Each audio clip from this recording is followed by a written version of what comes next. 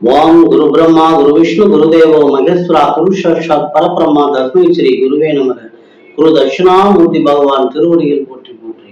ஓம் ஆதித்யாய சோமாய மங்களாய புதாய ச குரு சுக்கிர சனி பேச்ச ராகவே கேதவே நமக। ஓம் முருகா சரணபவ குஹாய நமக। அனைத்து குருமார்களின் திருவடிகளை பணிந்து உலகில் உள்ள என் இனிய சகோதர சகோதரிக்கு வணக்கத்தையும் நன்றியும் தெரிவித்து இன்னைக்கு இந்த பதிவுல என்ன பார்க்கிறோம் அப்படின்னா 2024 அக்டோபர் மாதம் துலா ராசிக்கான ராசி பலன்களை பார்க்கிறோம்।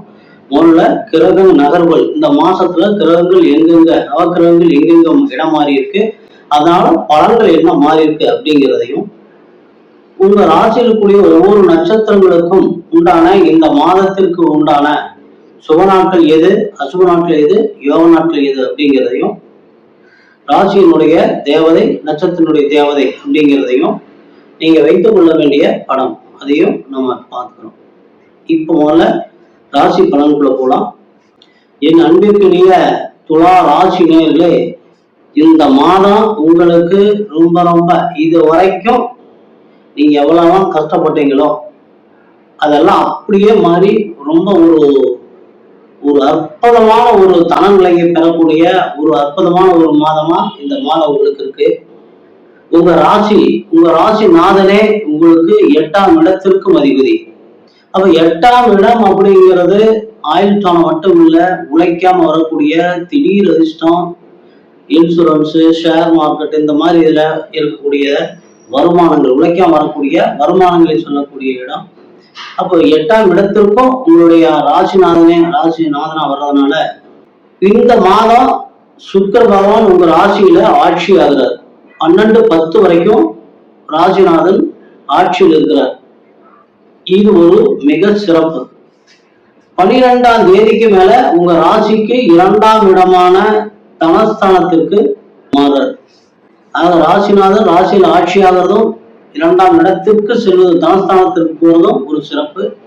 அதுக்கு அடுத்தது பாத்தீங்க அப்படின்னா, உங்க ராசிக்கு 2-7க்கு தனம் குடும்பம் வாக்கு சொல்லக்கூடிய 2ஆம் இடத்திற்கும், கலத்திரம், வியாபாரம், நண்பர்கள், கூட்டு தொழில் என்று சொல்லக்கூடிய 7ஆம் இடத்திற்கும் அதிபதியான செவ்வாய் பகவான் ராசிக்கு 9ஆம் இடத்துல அமர்ந்திருக்காரு। 20ஆம் தேதி வரைக்கும் உங்களுடைய பாக்கியஸ்தானத்தில் இருக்கிறாரு। 2ஆம் அதிபதி பாக்கியஸ்தானத்தில் இருக்கிறதுனால உங்களுக்கு பாக்கியம் அப்படின்னாவே உங்களுக்கு எல்லாமே கிடைச்சாதான் அது பாக்கியம், எதுவுமே குறையெல்லாம் கிடைச்சாதான் பாக்கியம்। அப்படி பாக்கியஸ்தானத்துல 2ஆம் இடத்துக்கு 7ஆம் இடத்திற்கும் அதிபதி। அப்ப மனைவியினால யோகம், நண்பர்களால் யோகம், கூட்டு தொழிலால, வண்டி வாகன யோகங்கள், அனைத்தும் யோகங்கள் நிறைந்த மாதம்। 20ஆம் தேதிக்கு மேல அவர் உங்களுடைய 2ஆம் இடத்ததிபதி தனகாரகன் 10ஆம் இடத்துல செவ்வாய் 10ஆம் இடத்துல திக்பலம் இருக்கிறார்। அப்ப அரசு துறைக்கு, அரசியல் சார்ந்த வேலைக்கு முயற்சி பண்றவங்களுக்கு எல்லாம் இது ஒரு அற்புதமான காலகட்டம்। ஆனா அதே சமயம் நீங்க எச்சரிக்கையாகவும் இருக்கணும்। ஏன்னா உங்களுடைய லாபஸ்தானாதிபதி என்று சொல்லக்கூடிய சூரிய பகவான் உங்களுக்கு பாதகாதிபதியும் ஆகிறார்। அப்ப பாதகாதிபதி விரயஸ்தானத்துல வர்றதும் உங்களுடைய ராசிகளையே நீட்சமாகிறதும் இந்த மாசம் நடக்கிறதுனால பணத்தை கொடுத்து அரசு வேலைக்கு, அங்க வேலை இருக்கு, இங்க வேலை இருக்கு, வாங்க பணத்தை கொடுத்து ஏமாந்துடாதீங்க। தந்தையினுடைய உடல் நலன்ல அக்கறை எடுத்துக்கங்க। குழந்தைகளுடைய செலவு, கல்வி செலவுகள், இந்த மாதிரி ஒரு சுப செலவுகள் அதிகப்படுத்தினீங்கன்னா, வண்டி வாங்குறது, வண்டி வாகனம் வாங்குறது, நிலம் வாங்குறது, இந்த மாதிரி சுப செலவுகள், குழந்தைகளுக்கு திருமணம் பண்றது, இந்த மாதிரி சுப செலவுகள் அதிகப்படுத்த நமக்கு என்னன்னா விரயம் அப்படிங்கிறத சுப விரயமா ஆகி நமக்கு அப்படியே நமக்கே இருந்துக்கும்। இல்ல அப்படின்னா அது மருத்துவத்துல கொண்டு போய் விட்டுரும், தேவையில்லாத செலவுல கொண்டு போய் விட்டுரும்। அடுத்து உங்க ராசிக்கு 3ஆம் இடத்திற்கும் 6ஆம் இடத்திற்குமான எண்ணம், எழுத்து, இயக்கம், ஆற்றல், தைரிய, வீரியஸ்தானம், சகோதரஸ்தானம் என்று சொல்லக்கூடிய 3ஆம் இடத்திற்கும், ரண ரோக சத்ரு என்று சொல்லக்கூடிய 6ஆம் இடத்திற்கும் அதிபதியான குரு பகவான் உங்க ராசிக்கு 8ஆம் இடத்துல இப்ப இருக்கிறார்। ஒரு பகைக்கிரகம் 8ஆம் இடத்துல இருக்கிறது அப்படிங்கிறது நமக்கு ஒரு நல்லதுதான்। இருந்தாலும் 9ஆம் தேதி வரைக்கும் தான் அவர் அங்க இருக்காரு। 9ஆம் தேதிக்கு மேல 9/10க்கு மேல குரு பகவான் வக்கரம் அடைஞ்சு மேச ராசிக்கு வந்துடுறாரு. மேச ராசிக்கு வர்றப்ப அது உங்க ராசிக்கு 7ஆம் இடமா வந்துருது. அப்போ 7ஆம் இடத்துல இருக்கக்கூடிய குரு பகவான் உங்க ராசியினுடைய 11ஆம் இடம் லாபஸ்தானத்தையும் உங்களுடைய ராசியையும் ராசிக்கு 3ஆம் இடத்தையும் அது குரு பகவானுக்கு சொந்த வீடாக வந்துருது. ஆக லாபஸ்தானம் உங்களுடைய ராசி 3ஆம் இடம்.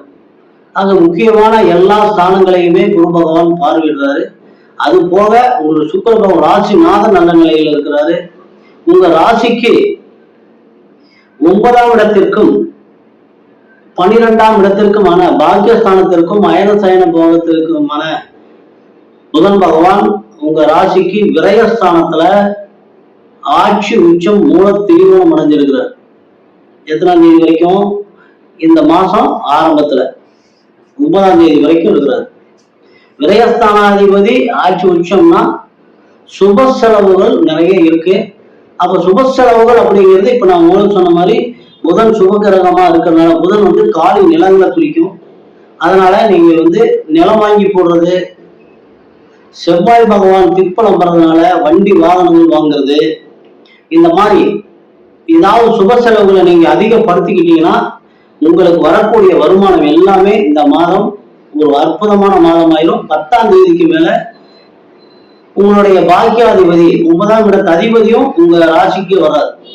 புதனும் ராசியிலேயே சேர்றாரு, ராசிக்கு வர்றாரு. அப்ப பாக்கியாதிபதி ஆக இந்த மாதம் முழுவதும் இன்னொன்று பாத்தீங்கன்னா உங்க ராசிக்கு 4ஆம் இடத்திற்கும் 5ஆம் இடத்திற்கும் சுக பஞ்சமாதிபதி என்று சொல்லக்கூடிய சனி பகவான் வக்கரமாகி 6ஆம் இடத்தில் இருக்கிற ராகு பகவானுடைய சாரம் வாங்கி இருக்கிறதும், 6ஆம் இடத்துல இருக்கிற ராகு சனி பகவானுடைய சாரம் வாங்கி சார பரிவர்த்தனையா இருக்கிறாங்க.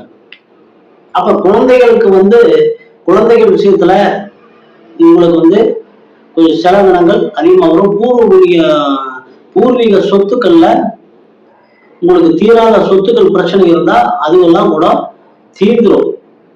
ஆனா நீங்க முக்கியமா என்ன பண்ணணும் அப்படின்னா இந்த மாசம் ஒரு குலதெய்வ வழிபாட்டை நீங்க அதிகப்படுத்துனீங்கன்னா இந்த மாதம் முழுவதுமே நீங்க எப்படி எல்லாம் நினைக்கிறீங்களோ அந்த மாதிரி ஒரு அற்புதமான ஒரு மாதமா போயிடும். இருந்த கடைசியில் மறுபடியும் சொல்றேன், இந்த மாசம் சூரிய பகவான் ராசிக்கு விரயஸ்தானத்திலையும் உங்க ராசியில நீச்சமும் ஆகிறதுனால தந்தையினுடைய உடல்நலத்திலையும் குழந்தைகளுடைய கொஞ்சம் கவனம் எடுத்துக்குங்க. மற்றபடி இந்த மாதம் ஒரு அற்புதமான தனவரவை வாரி வழங்கக்கூடிய ஒரு மாதம். துளாராசி நேயர்களுக்கான சந்திராசமுதர்கள் 19/10/24 மாலை 4:10 முதல் 21/10/24 மாலை 6:15 வரை. சித்திரை 3-4 பாதங்கள்ல பிறந்தவங்களுக்கான சுப நாட்கள் அக்டோபர் 2, 5, 7, 9, 12, 14, 16, 18, 20, 22, 27, 29. அசுப நாட்கள் அக்டோபர் 6, 8, 10, 20, 25. யோக நாட்கள் அக்டோபர் 16, 18. நீங்க வணங்க வேண்டிய தெய்வம் மகாலட்சுமி வழிபாட்டோடு சக்கரத்தாழ்வார் வழிபாடும் மிக மிக சிறப்பு. நீங்கள் உங்களோட எப்பயுமே விசில் கொள்ள வேண்டிய ஒரு படம் சித்திரகுப்தனுடைய படம் உங்களுக்கு ரொம்ப சிறப்பு. சுவாதி நட்சத்திர பிறந்தவங்களுக்கான சுப நாட்கள் அக்டோபர் 1, 3, 6, 8, 10, 12, 13, 15, 17, 19, 20, 23, 28, 30. அசுப நாட்கள் அக்டோபர் 7, 9, 11, 21, 26. யோக நாட்கள் அக்டோபர் 17, 19. நீங்க வணங்க வேண்டிய தெய்வம் மகாலட்சுமி வழிபாட்டோடு நரசிம்மர் வழிபாடும் உங்களுக்கு ரொம்ப ரொம்ப சிறப்பு. நீங்க வைத்துக் கொள்ள வேண்டிய படமும் நரசிம்மர் படம் உங்களுக்கு ரொம்ப யோகத்தை எப்பொழுதுமே வழங்கும். விசாகம் 1, 2, 3 பாதங்களில் பிறந்தவங்களுக்கான சுப நாட்கள் அக்டோபர் 2, 4, 7, 9, 11, 13, 14, 16, 18, 19, 21, 25, 29, 31. அசுப நாட்கள் அக்டோபர் 8, 10, 12, 22, 27. யோக நாட்கள் 18, 20. நீங்கள் வழிபட வேண்டிய தெய்வம் மகாலட்சுமி வழிபாட்டோடு திருச்செந்தூர் குருவனுடைய வழிபாடு உங்களுக்கு ரொம்ப ரொம்ப சிறப்பு. அதே மாதிரி திருச்செந்தூர் குருவனுடைய படத்தை நீங்க வீட்டுல அலுவலகம் வச்சுக்கிறதும் உங்களுக்கு ஒரு தெய்வ அனுகூலத்தை எப்பயுமே கொடுத்துட்டு இருக்கும். இந்த சொன்ன நாட்கள்ல சில நாட்கள் விடுபட்டு இருக்கும், அதெல்லாம் மத்தியம பலன்களை கொடுக்கக்கூடிய நாட்கள். அதனால அது நம்ம பெருசா எடுத்துக்கிறது இல்லை. மீண்டும் சொல்றேன், துலா ராசி நேயர்களுக்கு இது ஒரு அற்புதமான மாதம், செல்வ செழிப்பான ஒரு மாதம்.